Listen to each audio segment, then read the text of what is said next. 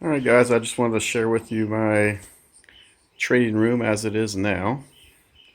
It's constantly changing. But for now I'm working in our Florida room. I've increased. I went from my 13-inch laptop trading to a couple of 35 inches and a 24-inch monitor. The 35s are ultra wide.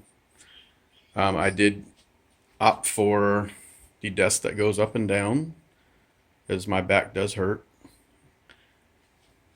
Got a couple of little reminders down here of why I'm doing it, other than family. I want to spend more time with my family, and of course, play with my Jeep more. And I don't mean that Jeep.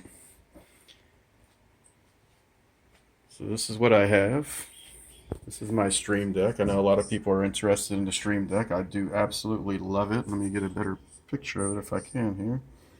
But when I'm long, that's my long keys. When you're short, that's your short keys. And then of course I have bearable traders in there, FinViz, my DOS, my snipping tool, so on and so forth.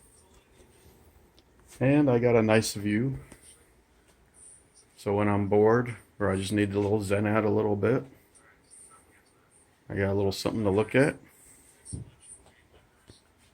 Hope you guys enjoy it.